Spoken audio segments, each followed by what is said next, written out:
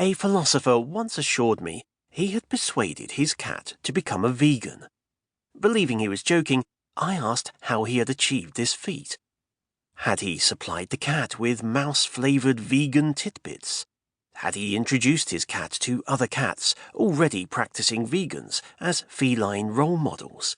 Or had he argued with the cat and persuaded it that eating meat is wrong? My interlocutor was not amused. I realised he actually believed the cat had opted for a meat-free diet. So I ended our exchange with a question. Did the cat go out? It did, he told me. That solved the mystery. Plainly, the cat was feeding itself by visiting other homes and hunting. If it brought any carcasses home, a practice to which ethically undeveloped cats are sadly all too prone, the virtuous philosopher had managed not to notice them. It is not hard to imagine how the cat on the receiving end of this experiment in moral education must have viewed its human teacher. Perplexity at the philosopher's behaviour would soon have been followed by indifference. Seldom doing anything unless it serves a definite purpose or produces immediate enjoyment, cats are arch-realists. Faced with human folly, they simply walk away. The philosopher who believed he had persuaded his cat to adopt a meat-free diet only showed how silly philosophers can be. Rather than trying to teach his cat, he would have been wiser if he had tried learning from it. Humans cannot become cats. Yet, if they set aside any notion of being superior beings, they may come to understand how cats can thrive without anxiously inquiring how to live. Cats have no need of philosophy. Obeying their nature, they are content with the life it gives them.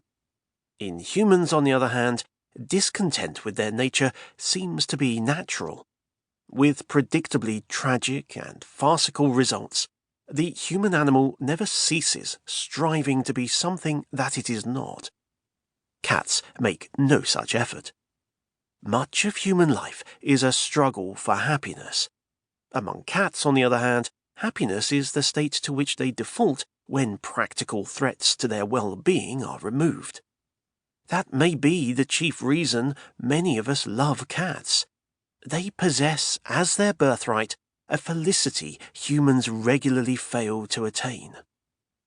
The source of philosophy is anxiety, and cats do not suffer from anxiety unless they are threatened or find themselves in a strange place. For humans, the world itself is a threatening and strange place. Religions are attempts to make an inhuman universe humanly habitable.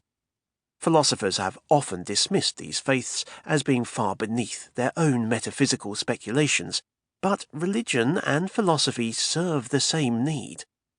Both try to fend off the abiding disquiet that goes with being human. Simple-minded folk will say the reason cats do not practice philosophy is that they lack the capacity for abstract thought. But one can imagine a feline species that had this ability while still retaining the ease with which they inhabit the world. If these cats turned to philosophy, it would be as an amusing branch of fantastic fiction. Rather than looking to it as a remedy for anxiety, these feline philosophers would engage in it as a kind of play. Instead of being a sign of their inferiority, the lack of abstract thinking among cats is a mark of their freedom of mind. Thinking in generalities slides easily into a superstitious faith in language. Much of the history of philosophy consists of the worship of linguistic fictions. Relying on what they can touch, smell and see, cats are not ruled by words. Philosophy testifies to the frailty of the human mind. Humans philosophize for the same reason they pray. They know the meaning they have fashioned in their lives is fragile, and live in dread of its breaking down.